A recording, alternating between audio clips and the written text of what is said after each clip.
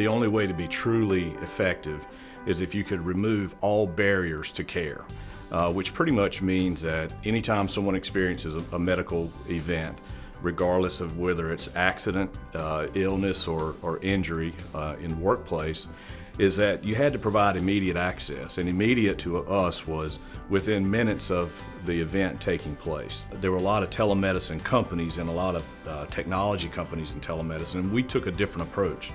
And that approach was to build a clinical practice specifically designed to address medical events in real time. And so we chose to build a practice built solely on physicians board certified in emergency medicine. Every call that comes into our central call center. The call center is staffed exclusively by folks who have a medical background, either a certified nursing assistant or a nurse or an EMT or a paramedic. But it's a seamless process. So from the time an employee calls, they're in the virtual exam room with the physician in about 5 minutes. In work comp, there seems to be a prevailing attitude of if a worker is injured, you send him to the ER because it's the highest level of care. And if it's the highest level of care, then it would have the greatest impact on my potential liability. The problem is there's really just no empirical evidence to support that theory. We have about 7 out of 10 calls where an employee is actually planning to go to the ER. We can have a physician who can make a sound medical decision of what is the most appropriate level of care for that employee. Sometimes the avoidance is it's more appropriate to go to an urgent care, or it's more appropriate to let us get you in with orthopedic care tomorrow.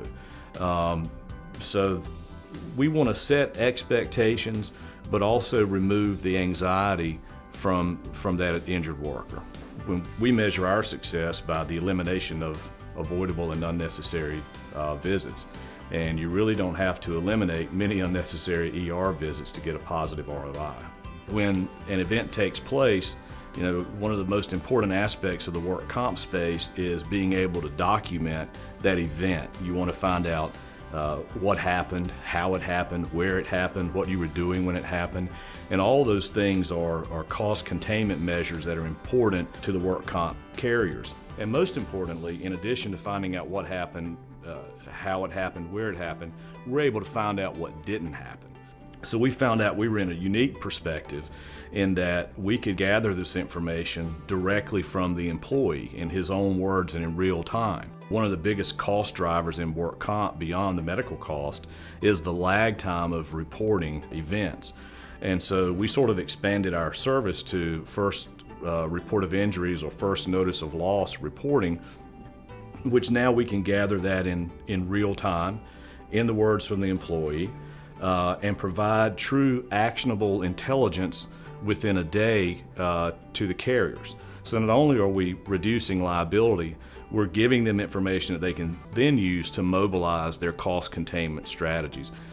So there's a lot of indirect cost associated with work comp beyond the medical cost, and even at the carrier level, the cost is 1.1 to 4.5 times the direct medical costs related to those events. Looking across a broad spectrum of businesses, we felt like we could impact direct costs by between 17 and 35%.